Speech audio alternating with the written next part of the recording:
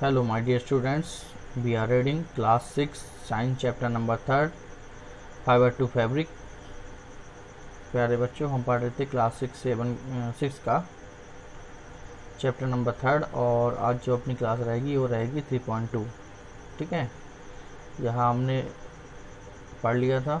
ठीक है, और आज जो अपनी क्लास रहेगी वो रहेगी एक्टिविटी 1 के बाद 3.2 एक्टिविटी 3 के ऊपर फाइबर। ठीक है, तो फाइबर, ठीक है, फाइबर मतलब होता है तंतु या रेशा। एक्टिविटी 3 शुरुआत करते हैं अपन। Take out a yarn from a piece of cotton fabric. ठीक है, इसका मतलब होता है कि किसी सूती कपड़े के टुकड़े से कोई तांगा बाहर निकालिए। ठीक है, यार्न माने तांगा।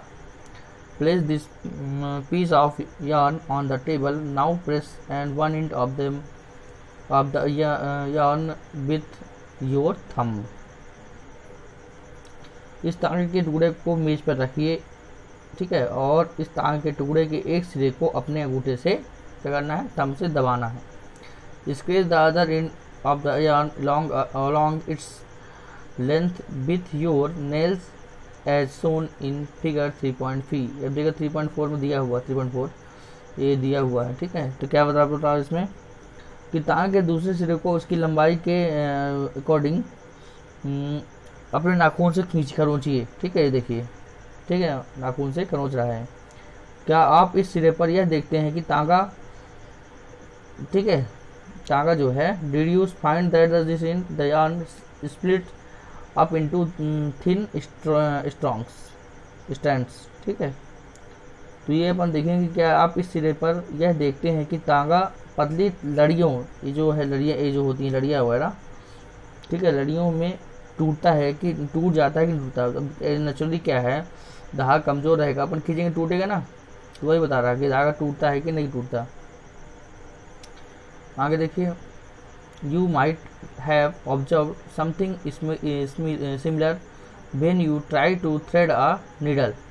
अभी बता रहा है कि सुई में धागे को डालने पर प्रयास करते समय भी आपने ऐसा देखा होगा कि कई बार धागे का सिरा कुछ पतली लड़ियों से क्या पचक हो जाता है। The ends of the thread is spreaded into a few thin strands. This makes it difficult to pass the thread through the eye of the needle. The thin strands and thread that we see are made of still thinner strand called fibre. अब ये बता रहा है कि ऐसा करने से क्या होता है, ऐसा होने पर जो तांगा होता है को सुई के नाके सुई होती है उसमें धागा डालिए, नहीं डालते अपन धागा, तो पतली सुई में धागा डाले अपन। अब क्या है, अब जितना धागा बड़ा भी हो सकता है, मोटा भी हो सकता है, पतला भी हो सकता है, तो वो डिपेंड करता है सुई के ऊपर। ठीक है, कि उसमें कितना स्पेस है उसमें। ठीक है, ताकि तांगे की ये दिखाई देने वाली पतली लड़ियाँ भी और अधिक पतली लड़ियों से मिलकर बनी होती हैं, जिन्हें क्या बोलते हैं अपन, still thinner strands called fibres, जिन्हें अपन क्या बोलते हैं, फाइबर्स या तंतु बोलते हैं। Fabrics are made of yarn and yarn are further made of fibers। where do these fiber come from। अब बता रहा कि जो वस्त्र होते हैं तो धागों से मिलकर बनते हैं तथा जो तांगे भी अधिक आगे फाइबर्स से मिलकर बने होते हैं। ये फाइबर्स कहाँ से आते हैं, दीज फाइबर, ठीक है, where do these fibre come from, ये फाइबर कहाँ से आते हैं। The fibre of some fabric such as cotton, jute, silk and wool are obtained from plants and animals. These are called natural fibres. अब देखिए इसमें बता रहा है कुछ वस्त्र जैसे सूती हो गए, जूट हो गए, रेशमी तथा ऊनी के तंतु पौधों या मतलब पौधों और जंतुओं से प्राप्त होते हैं। इन्हें हम क्या बोलते हैं, प्राकृतिक फाइबर, नेचुरली फाइबर बोलते हैं। Cotton and jute are example of fibres obtained from plants. जो कॉटन और जूट होता है किससे प्राप्त होते हैं, अपन को प्लांट से प्राप्त होते हैं। ठीक है, वूल और silk fibres are obtained from animals. और जो ऊन हो गया और सिल्क हो गया, ये कहाँ से प्राप्त होते हैं, एनिमल्स से, जंतुओं से प्राप्त होते हैं। वूल is obtained from the fleece of सीप और गोट। अब जो ऊन होता है ऊन भेड़ तथा बकरी की ऊन कर, ठीक है, भेड़ और बकरी से प्राप्त होता है। ठीक है, आगे देखिए, It is also obtained from the hair of rabbits, yak and camels. Silk fiber is drawn from the crown of silkworm. ये बता रहा है कि इसे इसके अलावा खरगोश, याक और ऊँट के बालों से भी प्राप्त किया जाता है। और रेशमी जो फाइबर होते हैं रेशम कीट कोकून से भी खींचा जाता है या बनाया जाता है। ठीक है, आगे देखिए, for 1000 of years natural fibres were the only one available for making fibers. In the last 100 years or so, fibers are also made from chemical